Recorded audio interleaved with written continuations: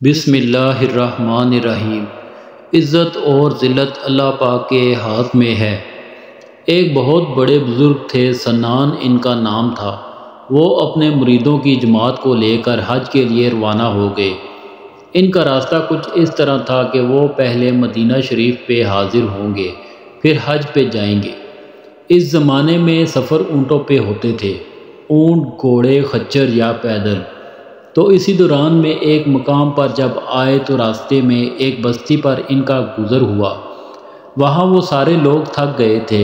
انہوں نے کہا کہ 1-2 دن یہاں پر رک جاتے ہیں اور پھر اس کے بعد اپنا سفر شروع کر دیں گے۔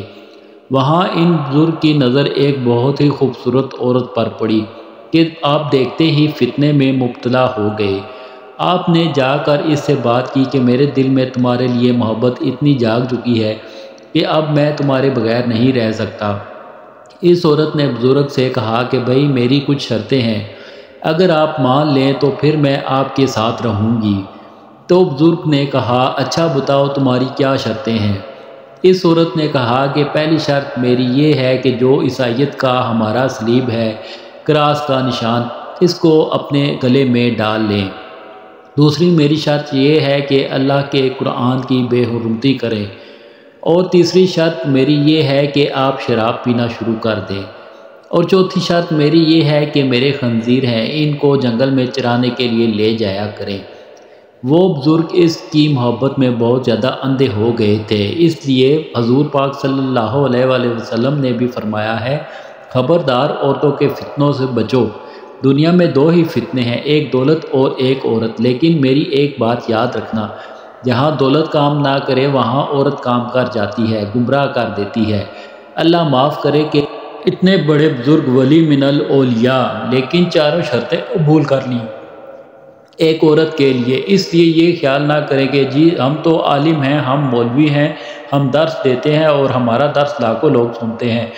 1 منٹ سے بھی پہلے بندہ گمراہ ہو جائے، 1 منٹ سے پہلے ساری ریاضت عبادت ختم ہو جاتی ہے جب تک اللہ راضی نہ ہو۔ اور جب مریدوں نے دیکھا کہ حضرت کا تو یہ حال ہو گیا ہے تو انہوں نے اپنے بزرگ سے کہا کہ جی السلام علیکم، آج کے بعد ہمارا اور آپ کا کوئی تعلق نہیں، ہم جا رہے ہیں۔ بزرگ نے کہا کہ جاؤ جاؤ، اب میں نہیں جاتا، میں تو یہیں رہوں گا۔ تو وہ بزرگ شراب بھی پیتے تھے اور اس عورت کے خنزیر بھی چراتے تھے۔ صرف اتنا کیا کہ قرآن پاک کی بے حرمتی نہ کی، باقی جتنی اس کی جو شرطیں تھیں وہ ساری انہوں نے قبول کر لی۔ اب جب سارے مرید مدینہ منورہ پہنچے تو ان کے بھی ایک شیخ تھے جن سے وہ بیعت تھے، یعنی ان کے بزرگ ایک شیخ تھے جو مدینہ میں رہتے تھے۔ ان کے پاس مرید آئے اور انہوں نے رو رو کے حال سنایا کہ سنان کا تو یہ حال ہو چکا ہے۔ انہوں نے کہا کہ اللہ کے بندو تم بڑے عجیب لوگ ہو، اپنے پیر کو چھوڑ کے آ گئے۔ انہوں نے کہا کہ جی ہم کیا کرتے؟ انہوں نے کہا کہ تم کیوں چھوڑ کے آ گئے؟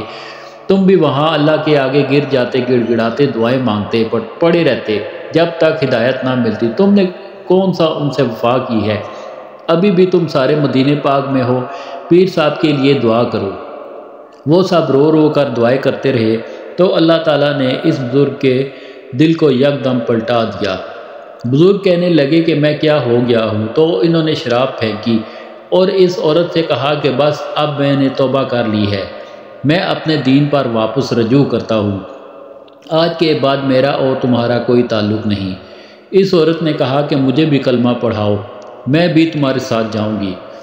علماء فرماتے ہیں کہ یہ نہ سمجھو کہ ہم مولوی ہیں، درس دیتے ہیں اور 10 لاکھ لوگ سنتے ہیں، ہم کوئی بڑے آدمی ہیں، ہم کسی سے نہیں ملیں گے۔